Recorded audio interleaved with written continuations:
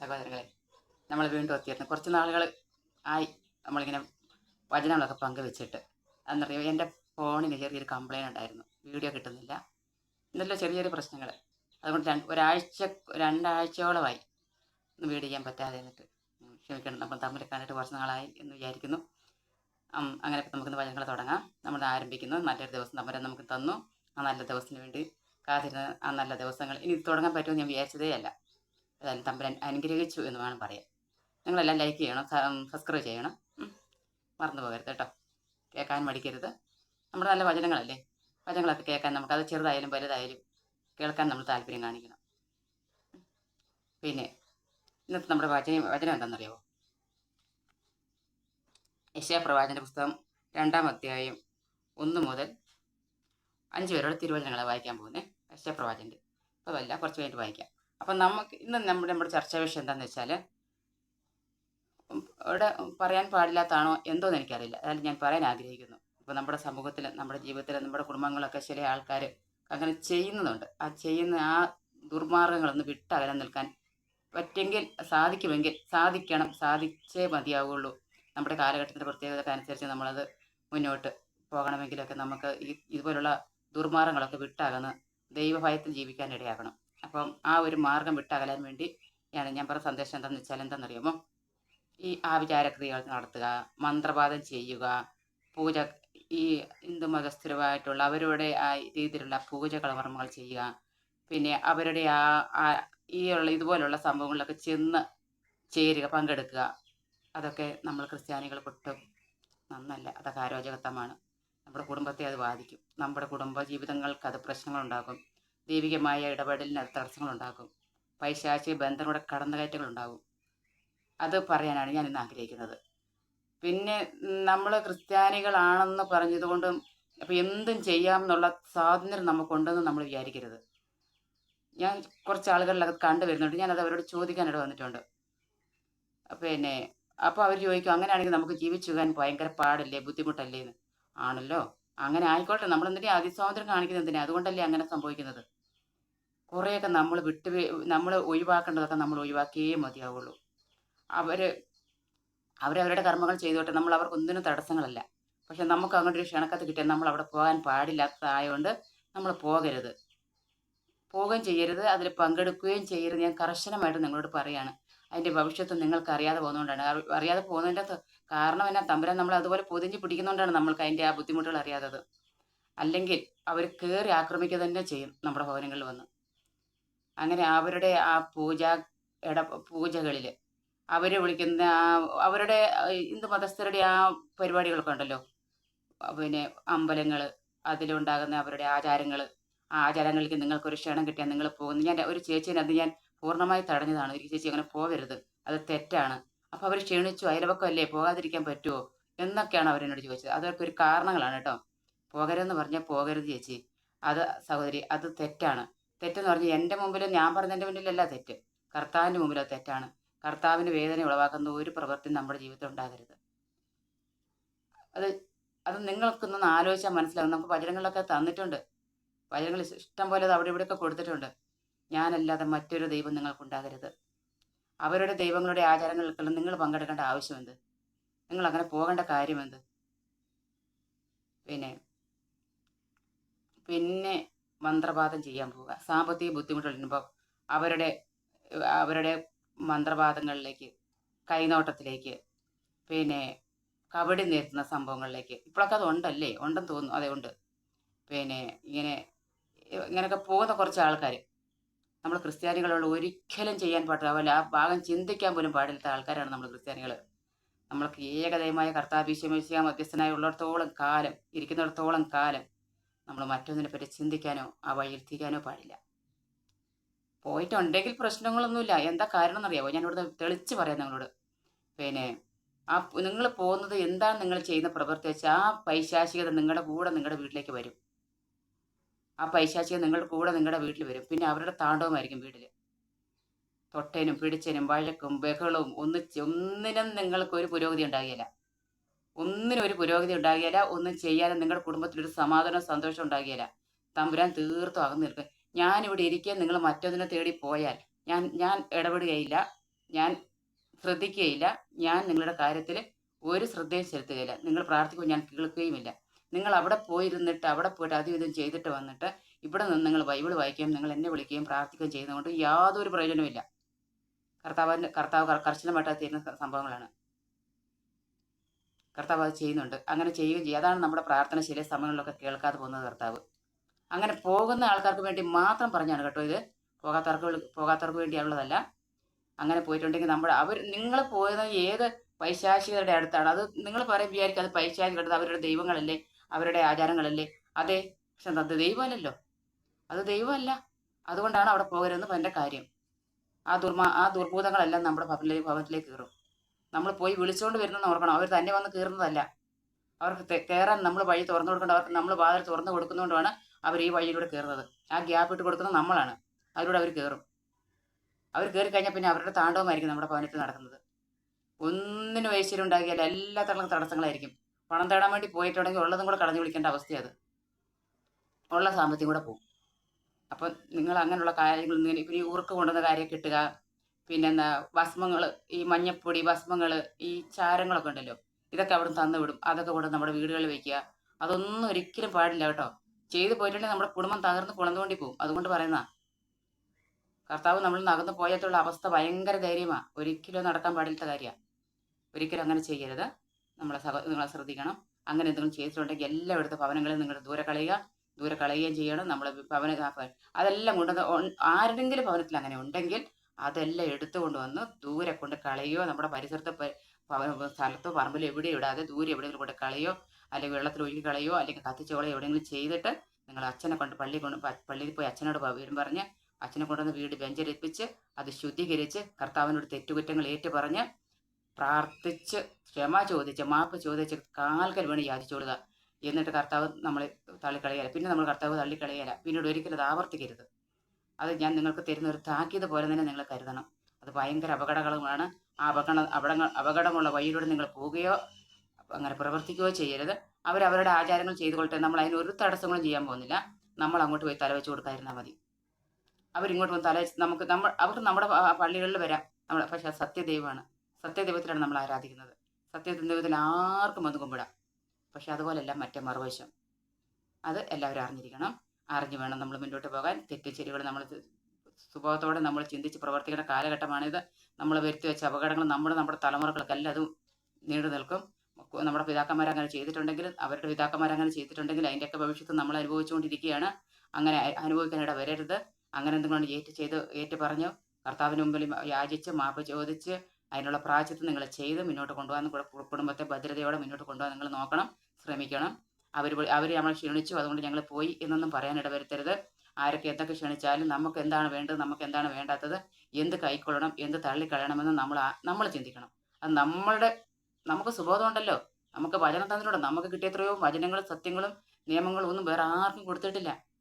അപ്പം നമ്മളത് തിരിച്ചറിഞ്ഞു വേണം സഹോദരങ്ങളെ മുന്നോട്ട് പോകാൻ. ദൈവമക്കളെ നിങ്ങളത് തിരിച്ചറിയണം. നമുക്കത് ആവശ്യമാണ്. നമ്മൾ ഈ ജീവിച്ചു പോകാൻ നമുക്കത് ആവശ്യമാണ്. കർത്താവ് നമുക്കെല്ലാം തന്നിട്ട് ഒന്നും അറിയത്തില്ല എന്ന് ഭാവിക്കുന്നത് ശരിയല്ല. ബൈബിളിൽ എല്ലാ ഭാഗത്തും കൊടുത്തിട്ടുണ്ട്. ശേഷപ്രവചന പുസ്തകത്തിൽ കൊടുത്തിട്ടുണ്ട്, ജെറമ്യായുടെ പുസ്തകത്തിൽ കൊടുത്തിട്ടുണ്ട്, പിന്നെ എല്ലാ വചനങ്ങളും അത് കൊടുത്തിട്ടുണ്ട്.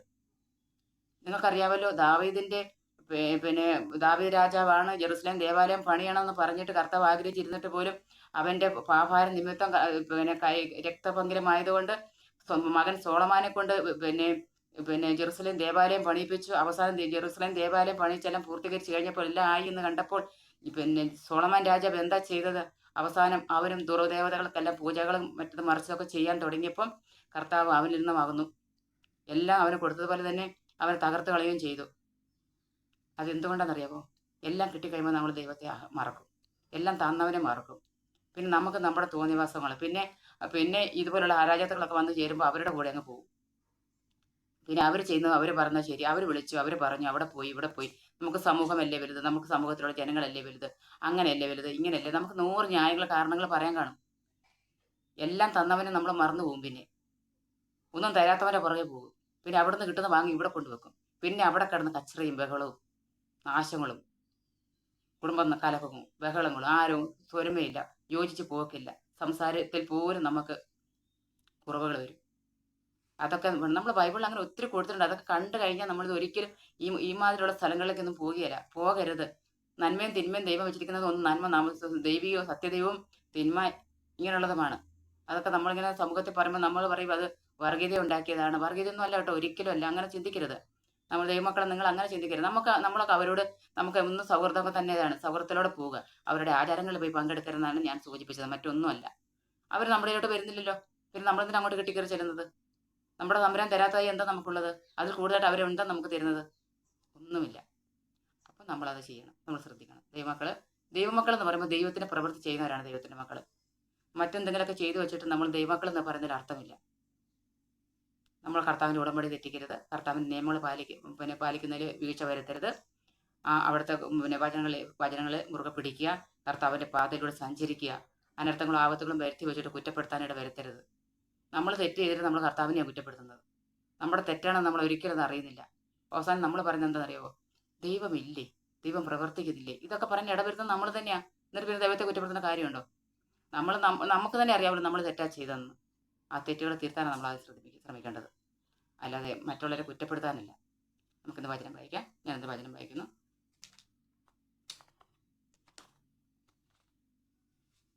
യെശയ്യാപ്രവാചകന്റെ പുസ്തകം 2-ാം അധ്യായം 1 മുതൽ 5 വരെയുള്ള തിരുവചനങ്ങൾ. 6 വരെയുള്ള തിരുവചനങ്ങൾ. യൂദായിലും ജെറുസലേമിലും കുറിച്ച് ആമോസിന്റെ പുത്രനായ യെശയ്യായ്ക്ക് ഉണ്ടായ അരുളപ്പാട്. അവസാന നാളുകളിൽ കർത്താവിന്റെ ആലയം സ്ഥിതി ചെയ്യുന്ന പർവ്വതം എല്ലാ പർവ്വതങ്ങൾക്കും മുകളിൽ ഉയർന്നു നിൽക്കും. എല്ലാ ജനതകളും അതിലേക്ക് ഒഴുകും. കേട്ടോ, എല്ലാ ജനതകൾക്കും, എല്ലാ പർവ്വതങ്ങൾക്കും മുകളിലായി ഉയർന്നു നിൽക്കുന്ന കർത്താവിന്റെ പർവ്വതമാണ്. ബാക്കിയെല്ലാം അതിന് താഴെയാണ്. അപ്പം തന്നെ നമുക്ക് മനസ്സിലാക്കാവുന്നല്ലേ ഉള്ളൂ ആരാണ് ഉന്നതനെന്ന്, ആരാണ് സത്യദൈവമെന്ന്. കർത്താവിനേക്കാൾ മുകളിൽ ആരുമില്ല. അവൻ അത്രയ്ക്കും ഉന്നതനാ. അപ്പം നമ്മൾ അത് മനസ്സിലാക്കി വേണം പോകാൻ. അവനിൽ നിന്ന് കിട്ടാത്തതായി മറ്റുള്ള നാലിലൊന്നും കിട്ടുകയില്ല. നമുക്ക് വേണ്ടാത്ത കർത്താവ് തീരുമാനിക്കുന്നത് നമുക്ക് വേണ്ടാത്തൊരു സാധനമാണ്. നമ്മൾ എന്തെങ്കിലും ആഗ്രഹം, നമ്മുടെ ജീവിതത്തിൽ നമുക്ക് ഒത്തിരി ആഗ്രഹങ്ങളൊക്കെ വരുമ്പോൾ അത് വേണം ഇത് വേണം വിളിക്കുമ്പോൾ അത് നമുക്ക് വേണ്ടാത്തതായതുകൊണ്ടും അത് നമ്മൾ തൊടാൻ പാടില്ലാത്തതായതുകൊണ്ടാണ് കർത്താവ് നമുക്കത് വേണ്ടാതെ വെക്കുന്നത്. അതിൻ്റെ അർത്ഥം കർത്താവ് നമ്മൾ തള്ളിക്കളഞ്ഞു, നമ്മുടെ പ്രാർത്ഥന കേൾക്കുന്നില്ല എന്നല്ല. അത് നമ്മൾ തിരിച്ചറിയുമ്പോഴാണ് നമുക്ക് ആ സന്തോഷം ഉണ്ടാകുക, ആ ബോധ്യം നമുക്കുണ്ടാകുക. കർത്താവ് നമുക്കൊരു ജോലി അപേക്ഷിച്ചു, ആ ജോലി നമുക്ക് കിട്ടുന്നില്ല എങ്കിൽ അത് വേണ്ട, നമുക്കുള്ളതല്ല. അങ്ങനെ ചിന്തിച്ചാൽ മതി. അതിന് നിരാശപ്പെടാനൊന്നുമില്ല, സങ്കടപ്പെടാനുമില്ല. അനേക ജനതകൾ ഒഴുകും. അനേക ജനതകൾക്ക് പറയാം വരുവിൻ, ജനതകൾ പറയും വരുവിൻ, നമുക്ക് കർത്താവിൻ്റെ ഗിരിയിലേക്ക് പോകാം. അവിടുന്ന് അത് തൻ്റെ മാർഗങ്ങൾ നമ്മെ പഠിപ്പിക്കും. നാം ആ പാതകളിൽ ചരിക്കാം. കണ്ടോ, കർത്താവിൻ്റെ പാതകളിൽ ചരിക്കുക എന്നാണ് പറയുന്നത്. കർത്താവിൻ്റെ നിയമം സിയോനിൽ നിന്നും പുറപ്പെടും. അവിടുത്തെ വചനം ജെറുസലേമിൽ നിന്നും. അവിടുത്തെ ജനതകളുടെ മധ്യത്തിൽ വിധി കർത്താവായിരിക്കും. ജനപാതങ്ങളുടെ തർക്കങ്ങൾ അവസാനിപ്പിക്കും. കാരണം നമ്മുടെ ഇടയിൽ ഇപ്പോൾ തർക്കങ്ങളുണ്ടല്ലേ, വചനങ്ങളൊക്കെ പറഞ്ഞു അതങ്ങനെയാണ് ഇതിങ്ങനെയാണ്, അതവിടെയാണ് ഇതിവിടെയാണ്. ആ തർക്കങ്ങൾ ഇപ്പോൾ കൂടുതൽ വർദ്ധിച്ചു വരിക. വീട്ടിലൊക്കെ ഇഷ്ടം പോലെ കാണാൻ പറ്റും തർക്കങ്ങൾ. അതൊക്കെ നമുക്ക് മാറിപ്പോകും. കർത്താവ് അതെല്ലാം എടുത്തു കളയും. എല്ലാ ജനതകളും ഒന്നായിരിക്കാൻ കർത്താവ് അവിടെ നമുക്ക് നിയമം തരും, അവസാനിപ്പിക്കും. അവരുടെ വാൾ കൊഴുവും അവരുടെ കുന്തം വാക്കത്തിയും ആയി അടിച്ചു രൂപപ്പെടുത്തും. രാജ്യത്തിനെതിരെ വാൾ ഉയർത്തുകയില്ല. യുദ്ധങ്ങളൊന്നും ഇനി ഉണ്ടാവുകയില്ല. കർത്താവിൻ്റെ ഭരണം വരുമ്പോൾ ഇനി ഒരിക്കലും യുദ്ധങ്ങളൊന്നും ഉണ്ടാവില്ല. എന്തൊരു സന്തോഷകരം സമാധാനപരമായ ജീവിതമല്ലേ. പേടിച്ച് വിറച്ചൊന്നും ആർക്കും ജീവിക്കേണ്ട ഒരവസ്ഥ വരികയില്ല. അവർ ഇനിമേൽ പരിശീലനം നടത്തുകയില്ല. യാക്കോബിന്റെ ഭവനമേ വരിക, നമുക്ക് കർത്താവിൻ്റെ പ്രകാശത്തിൽ വ്യാപരിക്കാം. കേട്ടോ, ഇതൊക്കെ നമ്മൾ മനസ്സിലാക്കണം. നമ്മൾ വായിക്കുമ്പോഴുണ്ടല്ലോ അതൊന്ന് മനസ്സിലാക്കി വായിച്ചാൽ കർത്താവിൻ്റെ അരുളപ്പാടുകൾ നമുക്കുണ്ടാകും. അതനുസരിച്ച് നമ്മളൊന്ന് ജീവിച്ച് നോക്കിക്കേ. നിങ്ങളൊന്ന് അതനുസരിച്ച് ഒന്ന് ജീവിച്ച് നോക്കിയേ. കുറച്ച് നാളത്തേക്ക് മറ്റെല്ലാം മാറ്റിവെക്കും, മറ്റെല്ലാ ചിന്തകളും മാറ്റിവെച്ചാൽ ബൈബിളൊക്കെ വായിച്ചിട്ട് ആ വചനങ്ങൾ അനുസരിച്ച് കുറച്ച് നാളത്തേക്ക് നിങ്ങളൊന്ന് ജീവിച്ച് നോക്കിക്കേ. എന്ത് മാറ്റം നമ്മുടെ ജീവിതത്തിൽ വരുമെന്ന് അറിയാവോ? ഭയങ്കര അത്ഭുതമായിരിക്കും അത്. ഭയങ്കര അത്ഭുതം. ഈ ലോകത്തിലേക്ക് നമ്മൾ തുറച്ചു നോക്കാതിരിക്കുക. ഈ ലോകത്തിൻ്റെ മോഹങ്ങളിൽ നമ്മൾ അകപ്പെടാതിരിക്കുക. അകപ്പെടാന്നല്ല, ഒന്നും വേണ്ടെന്ന് വെച്ച് നോക്കുക. ആ ഒത്തിരി മോഹങ്ങൾ നമുക്കൊന്ന് വേണ്ടെന്ന് വെച്ച് നോക്കി. കാണുന്നതിൻ്റെ എല്ലാം പുറകെ പോയി നമ്മൾ കൈ നീട്ടാതെ ഉള്ളത് കൊണ്ട് തൃപ്തിപ്പെട്ട് കർത്താവ് പറയുന്നത് പോലെ അനുസരിച്ച് കർത്താവും നമ്മളുടെ പഴയ നിയമത്തിൽ പഴയ പ്രവാചകന്മാരിലൊക്കെ ഇടപെട്ടില്ലേ, നമുക്ക് കൂടെ നിന്ന് സംസാരിച്ചുകൊണ്ട് കൂടെ നടന്നില്ലേ, അതുപോലെ കർത്താവ് നമ്മളോട് ഇടപെടും. നമ്മൾ ആ വചനത്തിലൂടെ മാത്രം മുന്നോട്ട് പോയാൽ അവിടുന്ന് ഇഷ്ടങ്ങളനുസരിച്ച് മാത്രം വലിയ ആഗ്രഹങ്ങളൊന്നും മനസ്സിൽ സൂക്ഷിക്കാതെ നമുക്ക് കർത്താവ് തരുന്ന ആ കുറച്ചാണെങ്കിൽ അത് മതി. അതാ അവർ തരുന്ന ഒത്തിരി ഉള്ളതിനേക്കാളും കൂടുതലായിരിക്കും, ഗുണമുണ്ടായിരിക്കും. ഇച്ചിരി ഉള്ളതിന് നല്ല ഗുണമാണ്, ഒത്തിരി ഉള്ളതിന് വലിയ ഗുണങ്ങളൊന്നും കാണുകയില്ല, ക്വാളിറ്റി കുറവായിരിക്കും അതിന്. ഇത് ക്വാളിറ്റി പവർ കൂടുതലാണ്. നമ്മൾ അങ്ങനെ ഒന്ന് ജീവിച്ച് നോക്കിക്കേ, എന്തൊരു ഐശ്വര്യം നമ്മുടെ കുടുംബത്തിന് അറിയാം. നമുക്ക് നഷ്ടപ്പെട്ടു പോയതെല്ലാം നമ്മുടെ കൈകളിലേക്ക് തിരിച്ചു വരും. നഷ്ടപ്പെട്ടു പോയ സാധനങ്ങളെല്ലാം നമുക്ക് തിരിച്ചു കിട്ടും. നമ്മൾ വേണ്ടാന്ന് വെച്ച് നമുക്ക് കിട്ടുന്നില്ല എന്ന് നമ്മൾ വിചാരിച്ചതൊക്കെ നമുക്ക് തിരിച്ചു കിട്ടും. അങ്ങനെ ഒന്ന് ജീവിച്ച് നോക്കിക്കേ, നല്ല അനുഗ്രഹമായിരിക്കും സഹോദരങ്ങളെ, ദൈവമക്കളെ, നല്ല അനുഗ്രഹങ്ങളായിരിക്കും നമ്മുടെ കുടുംബത്തിലേത്. നമ്മൾ ഒത്തിരി മോഹങ്ങളിലും ഈ ലോകത്തിന്റെ മോഹങ്ങൾ അകപ്പെടാതെ, ലോകത്തിന്റെ മോഹങ്ങളിൽ അകപ്പെടാതെ എന്ന് പറയുമ്പോൾ നിങ്ങൾ വിചാരിക്കും എന്താണ് ഈ ലോകത്തിന്റെ മോഹങ്ങൾ, എന്താണ് നമുക്ക് വേണ്ടാത്തതെന്ന്. എല്ലാം നമുക്ക് വേണ്ടാത്തത് തന്നെയാണ്, എല്ലാം നമുക്ക് വേണ്ടാത്തത് തന്നെയാണ്. കുറേയൊക്കെ ചൂണ്ടിക്കാണിച്ച് ആർക്കും ചിലപ്പോൾ എൻ്റെ വചനങ്ങൾ ഇഷ്ടപ്പെട്ടെന്ന് വരികയില്ല. പക്ഷെ അതുകൊണ്ട് കാര്യമില്ലല്ലോ, അതുകൊണ്ട് കാര്യമില്ല. കുറച്ച് പേർക്കൊന്നും അത് ഇഷ്ടപ്പെടുകയില്ല, കുറച്ച് പേർക്കല്ല, 100% പേർക്ക് ഇഷ്ടപ്പെടുകയില്ല. ഞാനിങ്ങനെ വചനങ്ങളൊക്കെ പറയുമ്പോൾ ചിലപ്പോൾ അവരൊക്കെ അത് പറയാറുണ്ട്. അങ്ങനെയൊക്കെ നോക്കിയാൽ ആർക്കാ ജീവിക്കാൻ പറ്റുന്നത്? ഗ്രേസി അങ്ങനെ ഇതൊക്കെ പറയുന്നേ എന്ന്. ഗ്രേസി കണ്ടതല്ലേ പറയുന്നത്, ദൈവം തമ്പുരാൻ കാണിച്ചു തരുന്നല്ലേ എനിക്ക് പറയാൻ പറ്റുള്ളൂ, അവിടുന്ന് അരുളി ചെയ്യുന്നല്ലേ നമുക്ക് പറയാൻ പറ്റുള്ളൂ, അല്ലാത്ത നമുക്ക് പറയാൻ പറ്റില്ലല്ലോ. ആരൊക്കെ തടഞ്ഞാലും കർത്താവിൻ്റെ ഇഷ്ടം എന്താണെന്ന് വെച്ചാൽ അതേ ഞാൻ പറയുള്ളൂ. അതിനെനിക്ക് മറ്റുള്ള തടസ്സങ്ങളൊന്നും ഒരു പ്രശ്നമേ അല്ല, അത് ഞാൻ അവഗണിക്കുക തന്നെ ചെയ്യും. ഞാൻ പറയട്ടെ, എന്തൊക്കെ നമ്മൾ വേണ്ടാന്ന് വെക്കണമെന്ന് ഞാൻ പറയട്ടെ. ഇഷ്ടപ്പെടുമെന്നും തോന്നിയല്ലോ, തോന്നിയാലൊക്കെ സാരമില്ല, അതൊക്കെ നല്ല കാര്യങ്ങളാണ്. നമ്മുടെ കയ്യിൽ കുറച്ച് പണമൊക്കെ ഉണ്ടെന്ന് വിചാരിക്കുക. ഇപ്പം ആവശ്യത്തിന് ഡ്രസ്സ് നമുക്കുണ്ടെന്ന് വിചാരിക്കുക. നമുക്ക് ആ ഉള്ള ഡ്രസ്സ് പോരെ. ഇപ്പം നമുക്ക് കുറച്ച് നല്ല ഡ്രസ്സുകളൊക്കെ ഉണ്ടെന്ന് വിചാരിക്കുക. അപ്പോൾ ഒരു കല്യാണത്തിന് ക്ഷണം കിട്ടിയാൽ ആ ഉള്ള ഡ്രസ്സിലൊന്നും എടുത്തിട്ടുണ്ട് പോയാൽ പോരെ. നമ്മുടെ കയ്യിലിരിക്കുന്ന കാശ് അവിടെ തന്നെ ഇരുന്നോട്ടെ. പൈസയുണ്ട്, ഇനി പൈസ വരുമ്പോൾ അപ്പോൾ ഇനി നമുക്കൊരു ഒന്നുകൂടെ നല്ലത് മേടിക്കാം. മറ്റുള്ളവരുടെ കൂടെ നമുക്ക് നിൽക്കണം. അപ്പോൾ അതനുസരിച്ച് പുതിയത് നമുക്ക് വേണം എന്ന് ആഗ്രഹിക്കുന്നത് തെറ്റാണ്. നമുക്ക് നമുക്ക് കൊള്ളാവുന്ന കുറച്ച് ഡ്രസ്സ് ഉണ്ടെങ്കിൽ അത് മതി, ഒത്തിരി ആർഭാടങ്ങൾ വേണ്ട. ഒന്നത്. പിന്നെ നമ്മുടെ വീട്ടിലെ ഭക്ഷണ സാധനങ്ങൾ, നമുക്ക് വിശപ്പിനല്ലേ ആഹാരം കഴിക്കുക. ചിക്കൻ വേണം, മട്ടൻ വേണം, നെയ്ച്ചോറ് വേണം, ബിരിയാണി വേണം, ഫ്രൈഡ് റൈസ് വേണം, ഇങ്ങനെയൊക്കെ നമ്മൾ ആഗ്രഹിക്കാൻ പാടുന്നുണ്ടോ? വല്ലപ്പോഴും ഒന്നാവാം, ഒന്ന് മാസത്തിലോ 2 മാസം കൊണ്ടോ നമുക്കൊരു ടേസ്റ്റിന്, ഒരു വ്യത്യാസത്തിന് ഒന്നാവാം, അതും അധികമാകരുത്. ഭക്ഷണത്തിൽ നമ്മൾ ഒത്തിരി ശ്രദ്ധിക്കണം. ഭക്ഷണത്തിൽ നമ്മൾ ഒത്തിരി ശ്രദ്ധിക്കണം എന്ന് ഞാൻ പറയാൻ പ്രത്യേകിച്ച് കാരണമുണ്ട്. നമ്മുടെ ശരീരത്തിലെ രോഗങ്ങളെ മാറ്റി നിർത്താൻ അത് ഉപകരിക്കും. പൈശാചിക ഇടപെടൽ നമ്മുടെ ശരീരത്തിലും ജീവിതത്തിലും കുടുംബത്തിലും ഇഷ്ടം പോലെ ഉണ്ട്. അവർ ഭക്ഷണപ്രിയരാണ്, എത്ര കിട്ടിയാലും അവർക്ക് ആർത്തിയോടെ കഴിക്കുന്നവരാണ് ആ വർഗം. അപ്പം നമ്മുടെ കുടുംബത്തിൽ അവരുടെ ഇടപെടൽ കൂടുതലുണ്ട്. നമ്മൾ ഈ ലോകത്തിൽ ജീവിക്കുമ്പോൾ നമുക്ക് കർത്താവിൻ്റെ മാത്രം തണലിലെല്ലാം നമ്മൾ ജീവിക്കുന്നതെന്ന് ഓർക്കണം. പൈശാചിക ഇടപെടൽ ധാരാളം നമ്മുടെ ഭവനത്തിൽ നമ്മുടെ ജീവിതത്തിൽ ഉള്ളപ്പോൾ ഭക്ഷണ സാധനങ്ങൾ കൂടുതലും ആർഭാടങ്ങളിൽ നിന്ന് അകറ്റി നിർത്താൻ നോക്കിയാൽ നമ്മുടെ ശരീരത്തിലെ രോഗങ്ങളെ നിയന്ത്രിക്കാൻ കഴിയും. നമ്മുടെ ശരീരത്തിന് ബലം കിട്ടും, നമ്മുടെ ശരീരത്തിന് സൗഖ്യമുണ്ടാകും, നമ്മുടെ ആരോഗ്യം പൂർണ്ണസ്ഥിതിയിലാകും. അതൊക്കെ നമ്മുടെ ശരീരത്തിലുണ്ടാകും. ഈ ആർഭാടങ്ങളിൽ നിന്ന് നിങ്ങൾ അതിലൂടെ തന്നെ അങ്ങോട്ട് മുന്നോട്ട് പോവുകയാണെങ്കിൽ ഇത് നമ്മുടെ ശരീരത്തെ തകർക്കും. നമുക്ക് രോഗങ്ങളും ബാധകളും ഒഴിഞ്ഞു മാറി നേരം ഉണ്ടാകില്ല. എത്ര ഗുളിക ഓരോരോ വീട്ടിൽ ഞാൻ ചില കണ്ടിട്ടുണ്ട്, ഓരോരോ പാത്രം നിറച്ചുവാ ഗുളിക ഇരിക്കുന്നത്, ചോറ് പോലെ. ഇതൊക്കെ എവിടുന്നാ വന്ന് കയറിയത്? ഇതൊക്കെ എവിടുന്നാ വന്ന് നമ്മൾ വലിച്ചു കയറ്റിയതല്ലേ അല്ലേ? അപ്പോൾ എന്താ ചെയ്യേണ്ടതെന്ന് ഭക്ഷണത്തിൽ കൂടുതൽ നിയന്ത്രിക്കുക. ഇച്ചിരി വിശന്നു വെച്ച് ഒരു മനുഷ്യൻ മരിച്ചു പോകുകയില്ല, പക്ഷെ കൂടുതൽ വയർ നിറഞ്ഞാൽ നമുക്ക് അസുഖം വരും. അത് കൂടുതൽ നിയന്ത്രിക്കുക. ഇറച്ചിയും മാംസ സാധനങ്ങളൊക്കെ ഉണ്ടല്ലോ, കഴിയുന്നതും കുടുംബത്തിൽ നിന്ന് അകറ്റി നിർത്തുക, കുറേയേറെ അകറ്റി നിർത്തുക. വല്ലപ്പോഴും ഒന്ന് നമുക്കൊരു കഴിക്കണം എന്നൊന്ന് തോന്നുമ്പോൾ മാത്രം വല്ലപ്പോഴും ഇച്ചിരി കഴിക്കാൻ നിങ്ങൾ ശ്രമിക്കുക. പോർക്ക് കഴിച്ചാൽ വലിയ കുഴപ്പമൊന്നുമില്ല. യഹൂദ വംശത്തിൽപ്പെട്ടവരാരും പോർക്ക് തൊടുക പോലുമില്ല, കർത്താവിൻ്റെ വംശമാണ്. പക്ഷെ നമ്മൾ വംശത്തിൽപ്പെട്ടവരല്ലല്ലോ. ചിക്കൻ, ഇപ്പോഴത്തെ ചിക്കനാണെങ്കിൽ കൂണ മുളസ പോലെയല്ലേ ഇതൊക്കെ ഇങ്ങനെ വിറ്റൊഴിക്കുന്നത്. ആ സാധനങ്ങൾ നിങ്ങളുടെ കുടുംബത്തിൽ നിങ്ങളൊന്ന് കുറച്ച് അകറ്റി നിർത്തിക്കേ, നിങ്ങളുടെ വീട്ടിലെ രോഗങ്ങൾ തനിയെ പടി ഇറങ്ങിപ്പോകും. ഇതൊക്കെ വല്ലപ്പോഴും മതി. ഇത് സ്ഥിരമായിട്ട് കഴിക്കുന്നവരൊക്കെ ഉണ്ട് ഇഷ്ടം പോലെ. വീട്ടിലത് വാങ്ങിയില്ലെങ്കിൽ പുറത്ത് പോയി ഹോട്ടലിൽ വന്ന് കഴിക്കും. ഈ നെയ്ച്ചോറൊക്കെ വേണ്ടെന്നേ അതൊക്കെ ഒന്ന് ഒഴിവാക്കുക. സാധാരണ ചോറും കഞ്ഞിയോ കപ്പയോ പച്ചക്കറിയോ ചീരയോ തോരനോ ഇതൊക്കെ ഒന്ന് കഴിച്ച് നോക്കി. ഇച്ചിരി ഉണക്കമീനൊക്കെ മതിയോ തൊട്ട് കൂട്ടാൻ? നിങ്ങൾ കഴിച്ചു നോക്കി. നിങ്ങളുടെ രോഗങ്ങൾ അകലോ ഇല്ലയോ നമുക്ക് ഞാൻ കാണിച്ചു തരാം. രോഗങ്ങൾ മാത്രമല്ല, എത്ര സാമ്പത്തിക ബുദ്ധിമുട്ടും നിങ്ങൾക്ക് മാറിക്കിട്ടുമെന്ന് അറിയാം ഭവനത്തിൽ നിന്ന്.